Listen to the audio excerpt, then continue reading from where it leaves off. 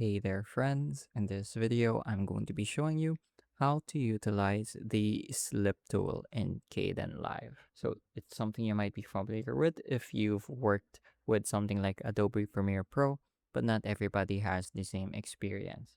Because for some people, Kdenlive might be one of their first really in-depth video editing software because it's open source and easily accessible since it's free. So let's say I have a clip on my timeline and I have a specific portion of the clip that I have shown in my timeline. This is very useful if you're working with something like dialogue, for example, or interviews, and I'll show you why in just a second.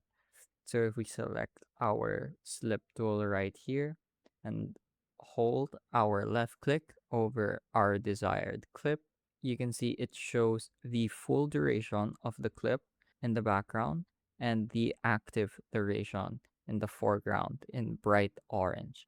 And if we move our mouse around, we get to choose which exact part of the clip is being shown.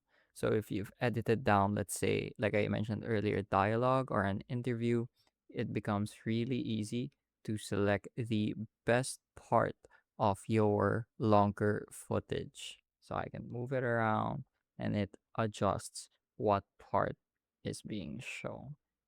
So it's a really great tool. It's a huge time save.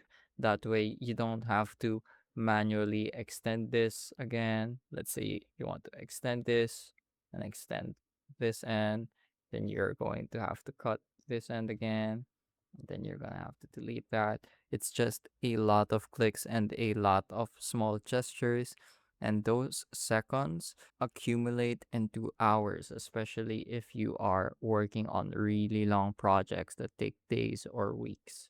So that's just one small feature that I wanted to highlight, one small tool that I wanted to highlight that I feel like gets overlooked at times. So I hope I was able to teach you something new and something useful. Again, that was how to use the slip tool in Kdenlive.